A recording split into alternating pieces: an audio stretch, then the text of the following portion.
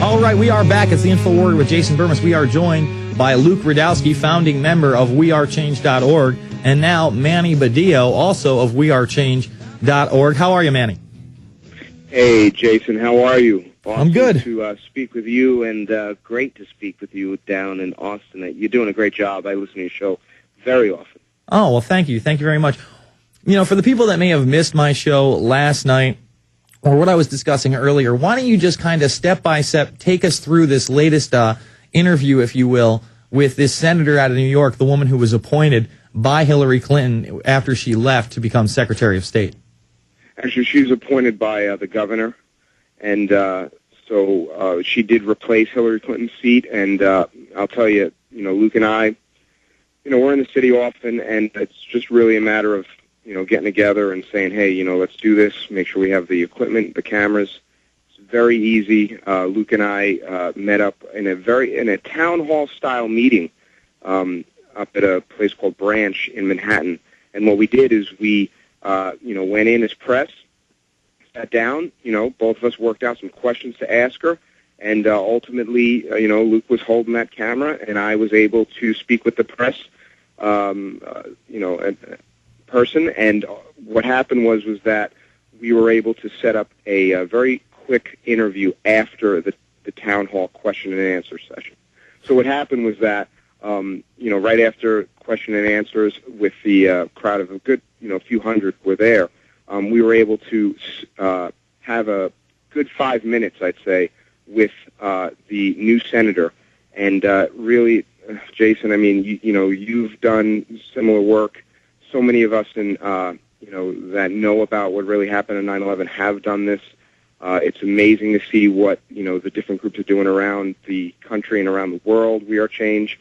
But ultimately, it was just a matter of being there, and thank goodness that we have this opportunity, because right now we have a senator speaking out and publicly on the record speaking of the support for the family members, support for the first responders, and support for New Yorkers even that are looking for a new investigation, and that is huge. Yeah, and prior to this conversation with yourself and Luke, she was already very well aware of the James the Droga bill, in which the first responders may actually receive help some 8+ years later, Manny, and it's just insane to me that we are now almost a decade past 9/11. Not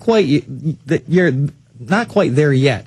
But if you would have told the average person, a day, a week, a month, a year after 9/11, that they were just going to leave these people out to dry and really out to die, you would have been laughed at. You would have said, they would never do this to our heroes, yet they've done it. And many people have lost their lives, and many people who have survived after being first responders don't have much of a life at all. I mean, they're in constant pain, they can't pay their bills, they're on disability, their families are feeling the impact of this, and they can't get any help from the federal government. And that's amazing, because ultimately what it comes down to is these are gentlemen and women that went in well beyond the call of duty. I mean, I still speak with so many first responders. John Schroeder, still mentions, how he was going in there, taking, body parts out, in the days and weeks after 9/11. These are heroes that should have received so much in the form of care for their health and for their well-being, and they're not getting that. And what it comes down to? It comes down to people still speaking about that. And what we have right now is we have a senator from New York who is supporting that bill, the James the Droga bill, and we have a senator from New York who also is coming out and speaking in support of the family members who the vast majority of questions were never answered, which then leads us to the question, well, what about a new investigation? And is it going to be public, privately funded? Ultimately what it comes down to is there has been a very public investigation going on since 9/11, a citizen's investigation. The entire world has been looking at the evidence.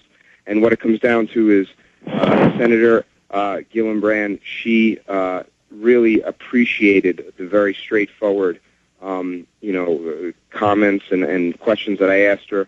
And, ultimately we need to follow up with this. And exactly. The next time she's out there speaking, somebody else has to take the ball and run with it. It's not just up to you and Luke and other members of wearechange.org. You don't have to be a member of We Are Change. You don't have to be part of a chapter to take control of your own life and share that with others. I mean, for me, the greatest weapon in this info war is to arm yourself with a camcorder. And ask an intelligent question. The more informed you are and the better you come across while you're asking that question, the better answer you're going to get from her or, any elected official or representative or, political figure out there. And you were actually able to put in her hands this latest paper from Stephen Jones and others, which discusses, unexploded thermite found in the dust of the World Trade Center. And it's amazing. For politicians, okay, it's understandable, they can't, cover every subject. But what's amazing is that when you have politicians that are supporting first responders and the issues that they're facing right now, well, here you have a study that's come out. It has proven that there's unexploded material within the debris of the World Trade Center. This study is very intricate. It's peer-reviewed. It's refereed. This is the highest way you can go about scientifically proving something. And what happens now is that Senator Gillibrand, she's willing to look at that study. She is willing to look at the petition drive that's going on right now in New York City. But beyond that, she is willing to support the first responders and the family members in saying that every question that every family member had should be answered, and that's important. Absolutely. So, Luke, Manny, what's next for wearechange.org? Like you said, almost every day a different chapter across the world is confronting somebody, asking somebody a tough question. Well, what's on you guys' plates? What are the main stories over at wearechange.org? And how can people get involved? Because I have so many people calling into this program and saying, how do I get involved? How do I make a difference? And I constantly give them the email address, dan@wearechange.org, and he's helped a number of my listeners start their own chapter or join an existing chapter. We Are Change, we have a lot on our plate right now. We're working on 9/11/09 events for this year's 9/11 anniversaries. We are working on a full-fledged movie with never-before-seen confrontations, never-before-seen interviews with celebrities. We are working on a lot of things. And, we're just asking people to get involved and in their local community and do whatever they can for the positive. So we have a lot of things planned. We're always out there at Ground Zero every Saturday giving out thousands of flyers, and we're very, very busy.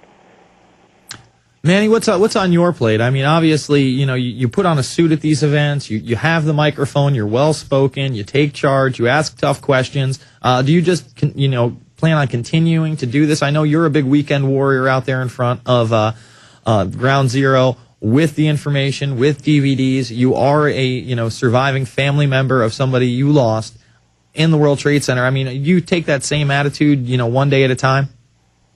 I take the attitude that the biggest impression that you are able to make with someone is to speak with them one-on-one. Mm-hmm. And what happens is, ultimately, people will always, judge that and say, hey, well, there's more effective ways of doing this. But all I know is this. When I'm able to speak with someone one-on-one down at Ground Zero, I mean, just this past Saturday, there was at least 10 hours worth of work. Mm-hmm. for the dedicated, We Are Change New York City members that were down there. We were at Ground Zero, we were at Times Square. I must have spoke with dozens and dozens of people, many from different parts of the world even. But ultimately, I know that the conversation, when it comes down to, the more emotional, the more serious questions, the questions about, hey, what about this, what about that? The one-on-one conversation is key. And if you have information that you can give them, I'm screaming it down Zero. I'm like, there's more information on this flyer than you've heard in 7 years. People look back like, what is he? What is that? This is it. This is where we are right now, and it's information. Knowledge is power, and we are empowering people with the ability to learn something that they didn't know before, and then it's empowering them to make better decisions later on. So I happen to think that this continues. This should continue, and it should not stop, and we should continue to confront not only our politicians, but community leaders and our media and whoever that we're around. I mean, even tonight, I don't know if Luke's mentioned before, you know, we spoke to Russell Simmons even this evening at an event, and he's willing to look at the evidence of the study with the explosives that were found in the debris of the World Trade Center. And, you know, he even is looking to support the ballot initiative that's taking place in New York City. So, you know, all you have to do is just go up to someone, speak to them, get in conversation, and then take it further. Luke, what about you? How do you feel? Yeah, Bermas, I was going to say, we got one of our cameras back. They still have two other cameras from when they arrested me with the Bloomberg case. And we got our cameras back. We started interviewing people down at, you know, Times Square and Ground Zero again. And the responses we get from people when we interview them, we ask them questions like, you know, what team is playing in the NBA playoffs? And everybody knows a team that's playing in the NBA playoffs right now. Then we ask them what the Second Amendment is. And nobody knows what the Second Amendment is.